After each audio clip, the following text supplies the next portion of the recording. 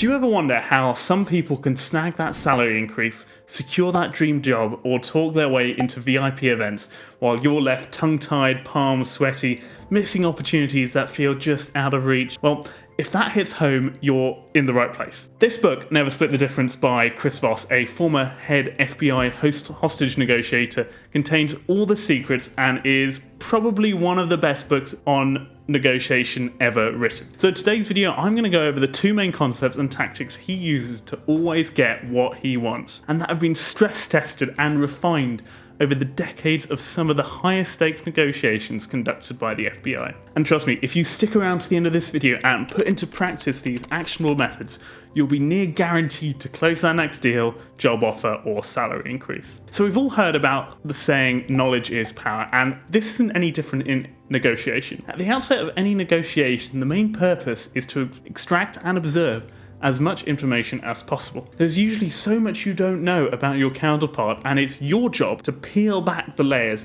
and find out what you're really dealing with. Only then you can enter into the part of getting what you want, which is actually why smart people have trouble being really good negotiators. They usually think they're so smart they don't have anything to discover. In fact, as humans, we are easily distracted. We engage in selective listening, hearing only what we want to hear.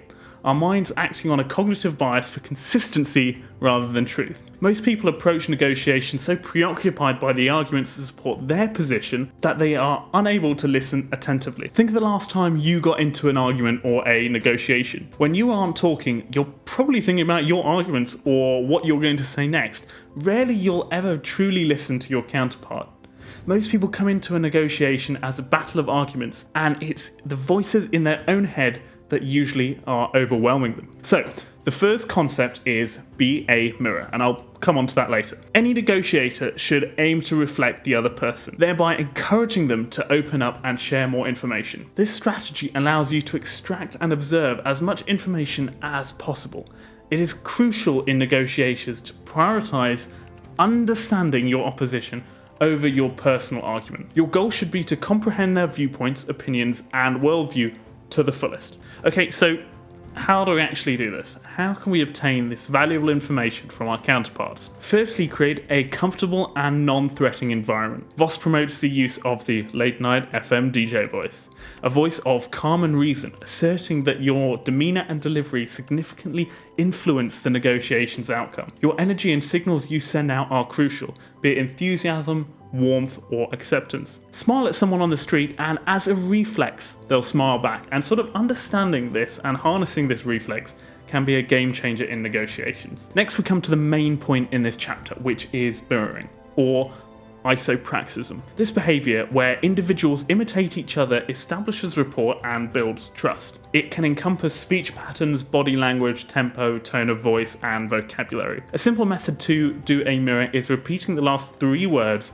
or crucial words of the other person's statement. This method prompts them to then elaborate, giving you more insight into their perspectives. Mirrors encourage the other side to empathize and bond with you, keep people talking, buy your side time to regroup, and encourage counterparts to reveal their strategy. Furthermore, mirroring allows the other party to think through their requests or demands. Often people may demand something impractical or laborious from you. Instead of directly confronting them, which may evoke hostility, use mirroring to make them rethink their requests and provide clarity. So, an example from the book that I'm going to read for you now. One of my students experienced the effectiveness of this simple process at her workplace, where her impulsive boss was known for his drive-bys, an infuriating practice by which the boss would suddenly swing by one's office or cubicle unannounced with an urgent, poorly thought-out assignment. Any kind of debate created immediate pushback. "There's a better way" was always interpreted by the boss as the lazy way. Such a drive-by occurred toward the end of a long consulting engagement, one that had generated literally thousands of documents. The boss, still skeptical of anything digital, wanted the security of paper copies. Popping his head into her office, the boss said, "Let's make 2 copies of all the paperwork."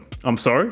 2 copies?" she mirrored in response. "Yes," her boss responded. "One for us and one for the customer." "I'm sorry, so are you saying the client is asking for a copy and we need a copy for internal use?" Actually, I'll check with the client. They haven't asked for anything, but I definitely want a copy. That's just how I do business." "Absolutely," she responded. "Where would you like to store this in-house copy? There's no more space in the filing room here." "It's fine, you can store it anywhere."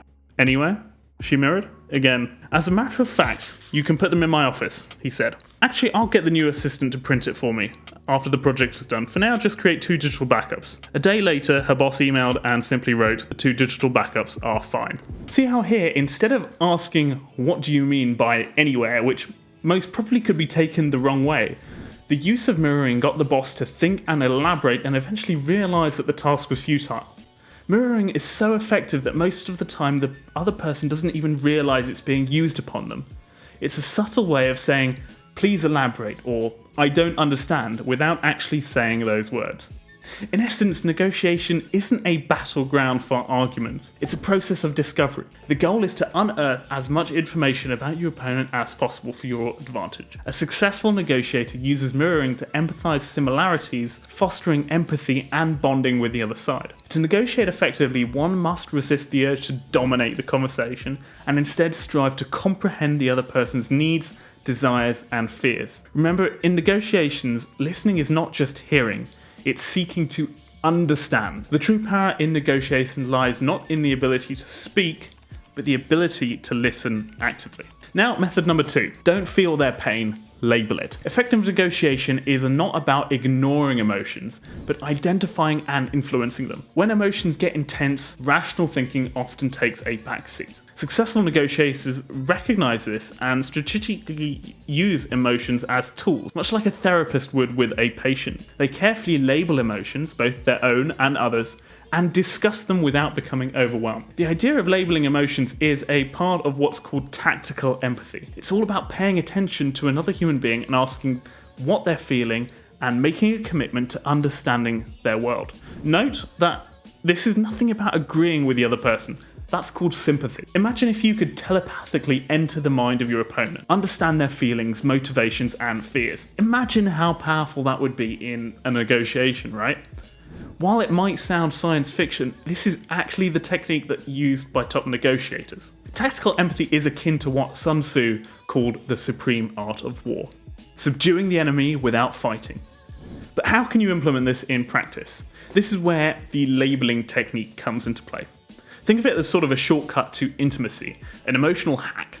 When someone accurately labels your emotion, it creates a feeling of being understood, which most people crave.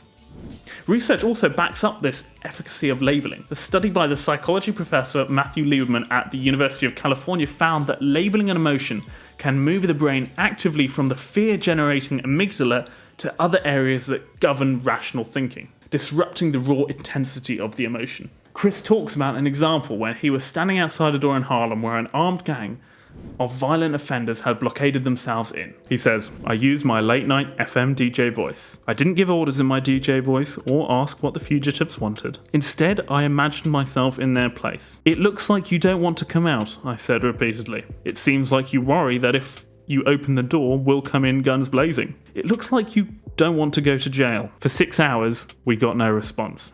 And then, when we were almost completely convinced that no one was inside, the front door of the apartment slowly opened, a woman emerged with her hands in front of her. I continued talking, and all 3 fugitives came out. None of them said a word until we had them in handcuffs. Then I asked the question that was most nagging me. Why did they come out after 6 hours of radio silence? Why did they finally give in? All 3 gave me the same answer. We didn't want to get caught or shot, but you calmed us down. So in this example, Chriss successfully labelled their fears, bringing them into a more rational light, while also showing he understood them. So the method is very straightforward, and it goes like this. So begin with phrases like, it seems like, it sounds like, it looks like, followed by the emotion that you've observed. Although a very small detail here is to notice that we say it sounds like and not I'm hearing that. That's because the word I gets actually people's guard up. When you say I, it says that you're more interested in yourself than the other person. So be wary of that. The key here is to actively listen and observe. Whether your label is correct or not, it encourages the person to respond, often eliciting more information from your counterpart. Strategically using labels, especially when dealing with negative emotions, can be incredibly effective. This is often referred to as an accusation audit, and it involves naming all the possible negatives the other party could possibly say about you. By doing so, you're diffusing potential attacks and creating trust and empathy. In court, the best defense lawyers actually use this method. They start off by mentioning everything their client is accused of and all the weaknesses in their case in the opening statement. They call this technique taking the sting out. And we can use this in negotiation, whether you're negotiating your child's bedtime or a large business merger. The idea of an accusation audit is, in principle, listing out every single terrible thing that the other person could say about you. So another great example that Chriss gives in his book is on the first day of negotiating class each semester that he runs, he does a sort of introduction exercise called the 60 seconds or she dies, where he plays a hostage taker and the student has to convince him to release the hostage.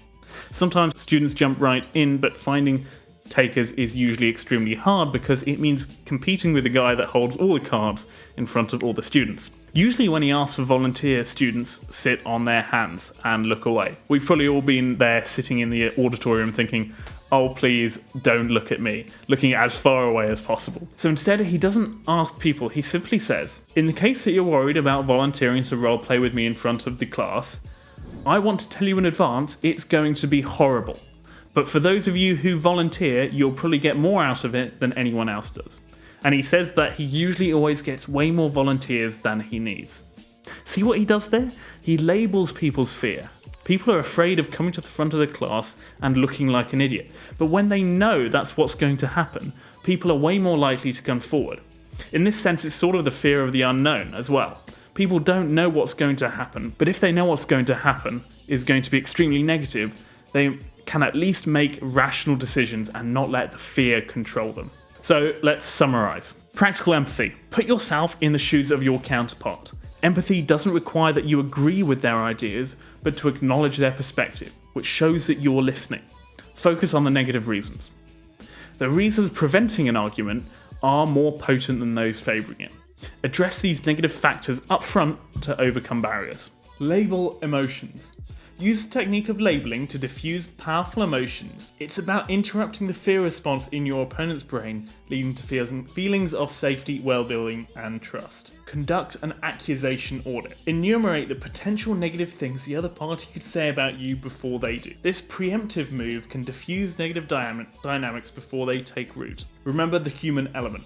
A negotiation isn't a battleground, but an exercise in understanding. Listening, understanding, and gathering information will take you much further than forceful arguments. So the next time you're in a conversation, practice these techniques.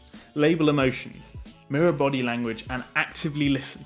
Remember, as Chriss Voss says, you don't rise to the occasion, you fall to your highest level of preparation.